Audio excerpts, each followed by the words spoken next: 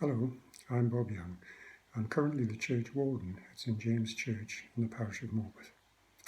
I've been asked to choose a reading which speaks to me and is helping with my approach to Lent. I hope it might also help in some way with your own preparations and reflections. The reading I've chosen is a short prayer for the day for Thursday the 18th of February, the second day of Lent. Here's the prayer.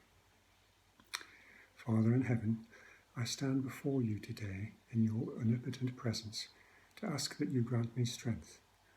I want you to give me the strength to power through all of the tasks today, whether little or big. It is by your will that I live, O Lord, and I know it is also by your will I will not go weak today. This prayer reminds me of the Lord's strengthening presence in what we think and do. It also makes the link in my mind between the transitional states we go through in Lent, Holy Week and Easter. It particularly reminds me that God is in the everyday and will guide us if we let him. Simon reminded us in his sermon at the Ash Wednesday service at St James that the word Lent comes from an Old English word lengthen, meaning spring season. That it also means to lengthen, which of course ties in with the lengthening of days as we say goodbye to darker days and longer nights.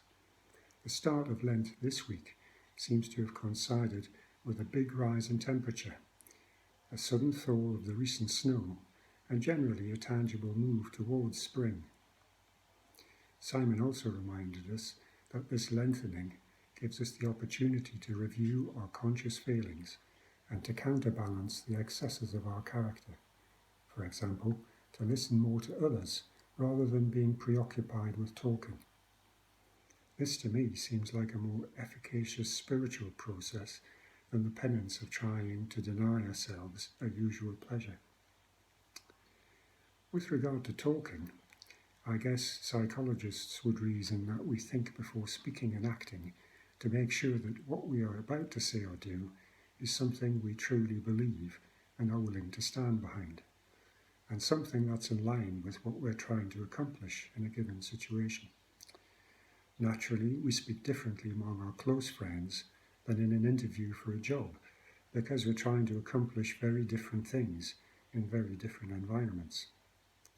However, when we find ourselves acting or speaking in a contrived way because we're trying to manage other people's thoughts or feelings, then we've strayed into unhealthy territory.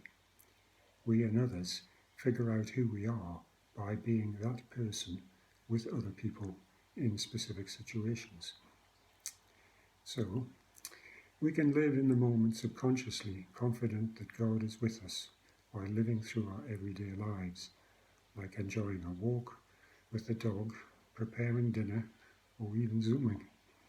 Yet we can thank before acting when it comes to a decision that we have to make, big or small, by being conscious of God's supporting presence for us and consequently for others.